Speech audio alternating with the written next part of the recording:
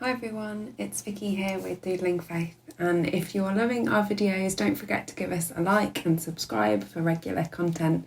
If you'd like a notification when we release a new video, then hit the bell button and you won't miss out on anything. And in today's video, I'm here to show you how to make a shaker with our brand new Bible journaling kit made in God's image. There's a link in the description if you want to grab yourself a kit, and we ship all over the world, so head over to our website to grab yours. So you've just seen me create a little journaling card from the ephemera pieces, and now I'm going to show you how to use this to make a shaker with the plastic packaging from the kit, because who doesn't love a little bit of recycling of some of the pieces? So these cards are great to make for remembering scripture. I love popping them in cards or flowers, gifts. You could even put them in your lunch boxes for your kids.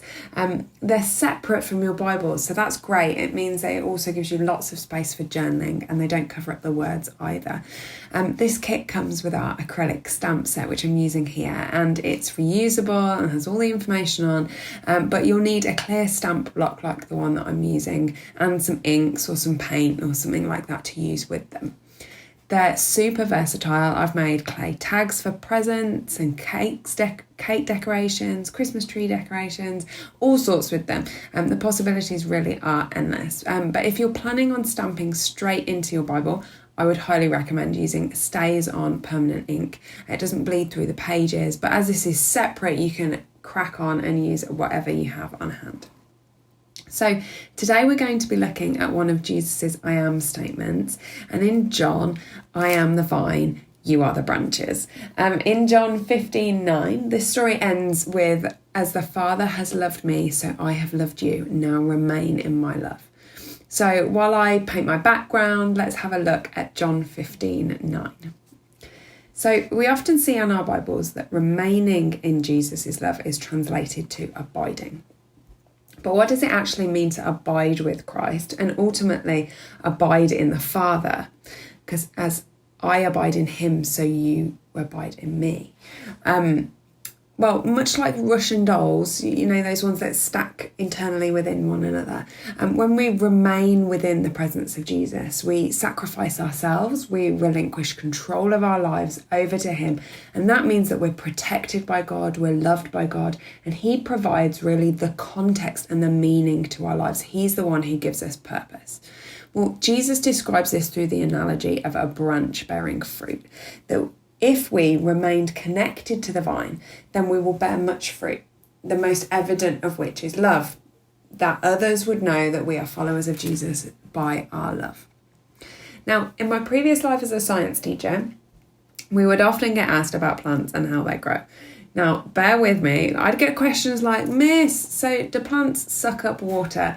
Well, bear with me a second, but no, they don't.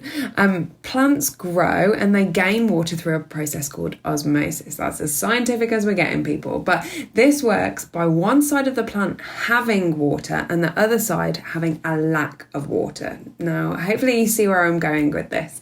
But the plant has a need to be filled because the water is being lost to the outside world through the leaves of the plant.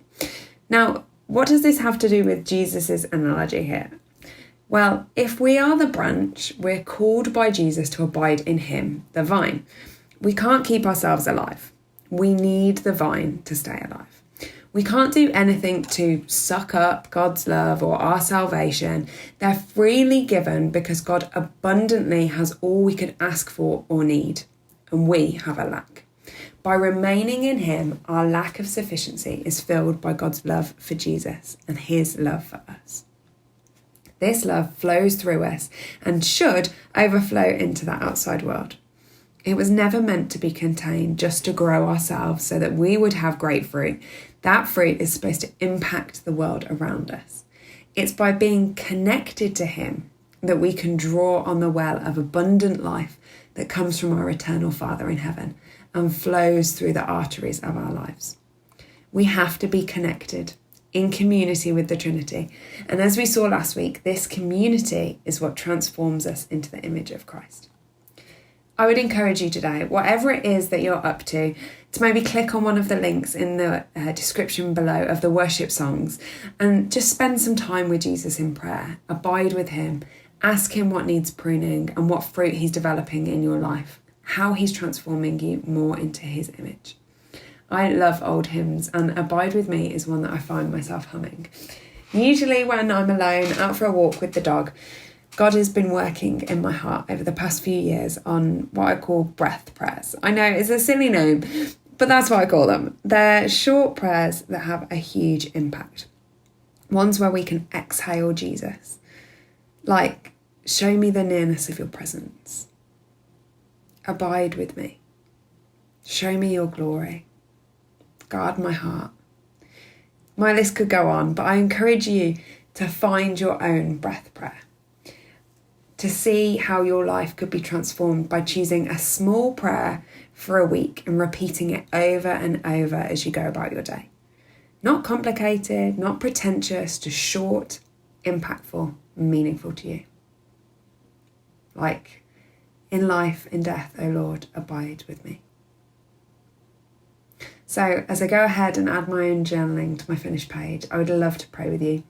We always pray together at the end of our videos, so don't forget to hang in there till the end, because Jesus loves it when we spend time praying together. I'm going to pray the words of a song by Hillsong, and if you'd like to spend some time listening while you journal, the link is below. So let's pray. Here I am waiting, abide in me, I pray. Here I am longing for you. Hide me in your love, bring me to my knees. May I know Jesus more and more. Come live in me, all my life take over. Come breathe in me, and I will rise on eagle's wings. Amen. Thanks for watching this week, and if you'd like to grab a kit, they're available on our website via the link in the description. It's been lovely spending time in God's Word together. See you next week.